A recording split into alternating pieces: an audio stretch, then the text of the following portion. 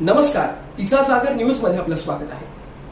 Corona व्हायरसनं संपूर्ण देशभरामध्ये आणि जगभरामध्ये आपला हाहाकार माजवला असतानाच या कोरोना व्हायरसमुळे संपूर्ण देश गेले अनेक दिवस लॉकडाऊन मध्ये आहे। या लॉकडाऊनमुळे अनेकांचे व्यवसाय, अनेकांच्या नोकऱ्या याच्यावरती गदा आली आहे।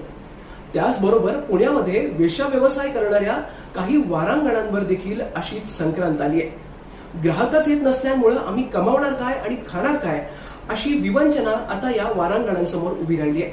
बघूयात हा रिपोर्ट। सध्या कोरोना व्हायरसनं जगात थैमान घातलंय। अनेक देश यावरती नियंत्रण मिळवण्याचा आटोकाट प्रयत्न करतायत। याचाच एक भाग म्हणून भारतानं अनेक दिवसांचा लॉकडाऊन घोषित केलाय। देशात लॉकडाऊन झाल्यानंतर छोट्या मोठ्या व्यवसायांवरती याचा मोठा परिणाम झालेला दिसून येतो। कोरोना व्हायरसमुळे वेश्या व्यवसायावर देखील मोठा परिणाम होऊन व्यवसाय करणाऱ्या महिलांवरती सध्या उपासमारीची वेळ आली आहे। भारतात वेश्या व्यवसायावर अवलंबून असणाऱ्या महिलांची संख्या लक्षणीय आहे।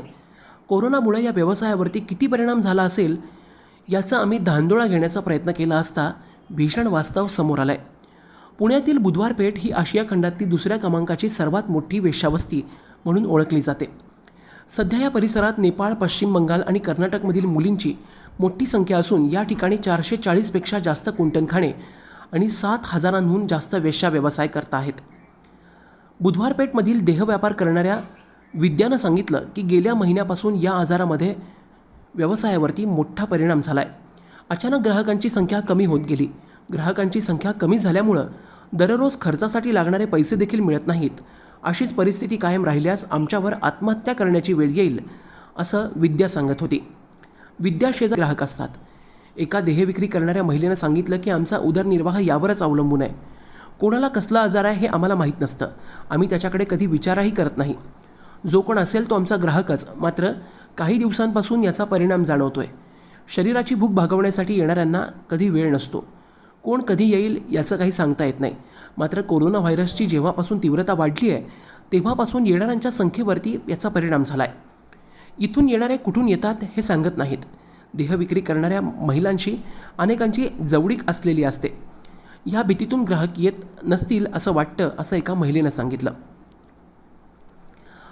एकतर कोरोनामुळे इथं ग्राहक येत नसल्यानं उपासमारीची वेळ आली आहे। याशिवाय आम्हाला दुसरा पैशांचा मार्ग नाही। मात्र सध्या तोच बंद झाला आहे। इतर राहणंही मुश्किल झालं आहे। आता गावी जायचं आहे पण ट्रेन आणि बस आणि ट्रॅव्हल्स यांमध्ये जागा मिळत नाही। त्यामुळे कसं जायचं हा प्रश्न त्यांच्यासमोर उभा आहे। सामाजिक काम करणाऱ्या लोकांच्या मते सरकारनं यांच्या समस्यांकडे लक्ष दिलं पाहिजे। कोरोना या जीवघेण्या आजारापासून संरक्षण करण्यासाठी मास्क वगैरे पुरवले पाहिजेत। तसंच येथील महिलांची उपासमार होणार नाही याकडे लक्ष दिलं पाहिजे। कारण अशावेळी यापूर्वी या महिलांवर अशी वेळ कधीच आली नव्हती। अपेक्षा करूयात की सरकार यात लक्ष घालेल आणि आलेलं संकट लवकरच दूर होईल। ब्युरो रिपोर्ट, तिचा जागर न्यूज।